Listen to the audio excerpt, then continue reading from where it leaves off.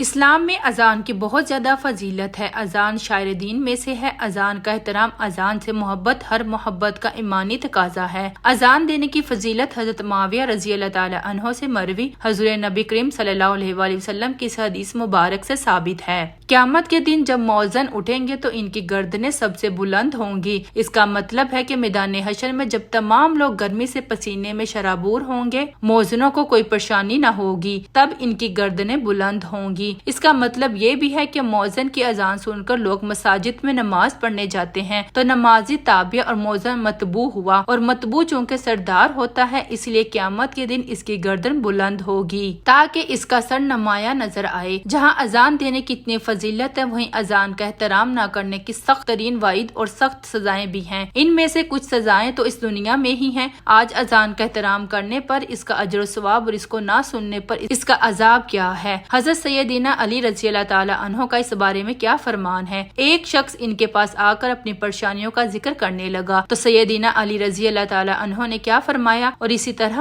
اگر کوئی عورت بے پردہ ہو کر اذان سنے تو اس گھر میں کیا عذاب نازل ہوتا ہے۔ اس موضوع پر آج یہ ویڈیو بنائی ہے۔ اذان کی اہمیت، اس کی فضیلت اور سننے کے فضائل و برکات کیا ہیں۔ حضرت عقبہ بن عامر رضی اللہ تعالی عنہ سے روایت ہے کہ رسول اللہ صلی اللہ علیہ وآلہ وسلم نے ارشاد فرمایا، تمہارا رب راضی ہوتا ہے پہاڑ کی چوٹی پر بکریاں چرانے والے سے جو نماز کے لیے اذان دیتا ہے اور نماز پڑھتا ہے۔ بس اللہ عز و جل ملائکہ مقربین سے فرماتے ہیں، میرے اس بندے کی طرف دیکھو کہ یہ پابندی سے اذان دیتا ہے اور پابندی کے ساتھ نماز پڑھتا ہے اور مجھ سے ڈرتا ہے، بس میں نے اپنے اس بندے کے گناہ بخش دیے ہیں اور میں اس کو جنت میں داخل کروں گا۔ سبحان اللہ۔ یہ اجر و ثواب تو اس شخص کے لیے جو اذان دیتا ہے، اور اس شخص کے لیے بھی بہت ہی زیادہ اجر و ثواب رکھا ہے جو جیسے ہی اذان کی آواز آئے اپنے سب کام کاج کو صرف اذان کے احترام میں چھوڑ دیتا ہے اور اذان سن کر اذان کے الفاظ دہراتا ہے۔ حضرت عمر رضی اللہ تعالی عنہ سے مروی ہے کہ حضور صلی اللہ علیہ وآلہ وسلم نے ارشاد فرمایا، جب مؤذن اللہ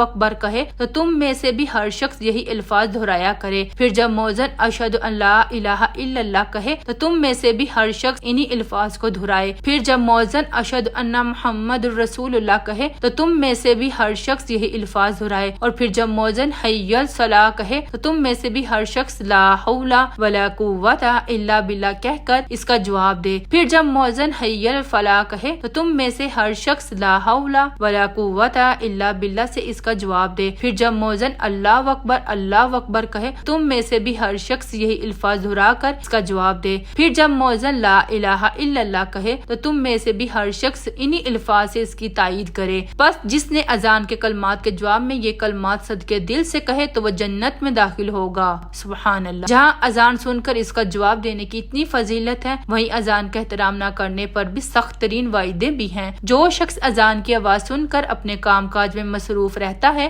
اذان کو نظر انداز کر دیتا ہے اور اپنے کام کاج نہیں چھوڑتا، اس شخص کے کاروبار میں برکت اللہ پاک اٹھا لیتے ہیں۔ حضرت علی رضی اللہ تعالی عنہ کے پاس ایک تاجر آ کر اپنی بے برکتی کا ذکر کرنے لگا تو آپ صلی اللہ علیہ وآلہ وسلم نے فرمایا، تم اذان کے وقت اپنے کام کاج کو ختم کر کے احترام اذان میں بند کر دیتے ہو یا خاموش ہو جاتے ہو؟ تو وہ کہنے لگا، نہیں۔ آپ نے فرمایا، اذان کا احترام کرو، پھر دیکھنا کاروبار میں کیسی برکت ہونا شروع ہو جائے گی۔ اسی طرح ہماری جو بہنیں اذان کی آواز سن کر اپنے سر پر دوپٹہ نہیں اوڑھتی، ان پر اللہ کی لعنت برستی رہتی ہے۔ پھر جس پر اللہ کی لعنت برسے، بھلا اس گھر میں رحمت آ سکتی ہے کیسے؟ وہ گھر کیسے خوشحال ہو سکتا ہے؟ کیسے اس گھر میں سکون آ سکتا ہے جو اذان کا احترام نہ کرتا ہو؟ یہاں اذان کا ذکر ہو رہا ہے تو یہ واقعہ بھی سن لیجئے۔ سندھ کے ایک گاؤں سے تبلیغی جماعت کا گزر ہوا تو پتہ چلا کہ یہاں کے لوگ بے دین ہیں، انہیں کلمہ تک نہیں آتا، حلال و حرام کی تمیز نہیں، خدا اور رسول کا نام نہیں سنا۔ اللہ کے بندوں نے انہیں دین کی دعوت دینے کا سوچا اور وہاں پہنچ گئے۔ گاؤں والوں نے اس شرط پر بات سننے کی حامی بھری کہ ہمارے ہاں ایک خاتون کا انتقال ہو گیا ہے، لہٰذا اسے سپرد خاک کر دیں۔ جماعت والوں نے کفن دفن کا ضروری انتظام کیا، جنازہ پڑھا، ایک جگہ کو قبرستان کا نام دے کر خاتون کی تدفین کر دی گئی۔ دوران تدفین جماعت کے ایک ساتھی کے ضروری کاغذات قبر میں گر گئے، کاغذات اہم تھے اس لیے قبر کشائی کا فیصلہ ہوا۔ اس صورتحال میں میت کے گھر والوں سے اجازت لی گئی، ان کی اجازت سے قبر کو کھولا گیا تو دیکھتے ہیں کہ قبر روشن اور نور سے پر ہے، ہر طرف پھول بکھرے پڑے ہیں، میت کا پورا جسم گلاب کی پتیوں سے ڈھکا ہوا ہے، ایک سرخ گلاب میت کے ہونٹوں پر رکھا ہے جس سے قطرہ قطرہ قطرہ پانی میت کے حلق میں جا رہا ہے۔ قبر کھلتے ہی ہر طرف خوشبو پھیلنے لگی، لہٰذا جلدی قبر کو بند کر دیا گیا، کیونکہ ایسے معاملات اللہ اور بندے کے درمیان راز ہوتے ہیں۔ میت کے گھر والوں کو اس عظیم نعمت کی خوشخبری سنائی اور ساتھ ہی اس کی وجہ بھی پوچھی گئی۔ خاتون کے اہل خانہ کا کہنا تھا کہ ہم نے کبھی اسے کوئی نیک عمل کرتے نہیں دیکھا، ہاں ایک چیز جو وہ اکثر کیا کرتی تھی، جسے ہم نے اسے ساری زندگی اس ایک عمل کو کرتے دیکھا۔ جماعت والوں نے اس عمل کے بتانے کا اصرار کیا تو انہوں نے کہا کہ اس کی عادت تھی کہ وہ کبھی بھی اذان کی آواز میں بیت الخلاء نہیں جاتی تھی، شدید حاجت بھی ہوتی تو اس ادب کی خاطر انتظار کر لیتی تھی، اس حالت میں اذان کی آواز کانوں میں نہ آئے۔ آج ہمارے مسلم معاشرے کی حالت یہ ہے کہ گھروں میں بڑوں سے چھوٹوں تک کوئی ایسا ہوگا جو اذان کے لفظوں کا ادب کرتا ہو، اسے معلوم ہو کہ اذان میں مؤذن رسول اللہ صلی اللہ علیہ وسلم نے کیا کہا ہے۔ اللہ ہم سب کا حامی و ناصر ہو، آمین۔ ناظرین، ایسی اچھی ویڈیو دیکھنے کے لیے میرے چینل کو سبسکرائب کریں، میری حوصلہ افزائی کے لیے ویڈیو کو لائک اور شیئر کریں۔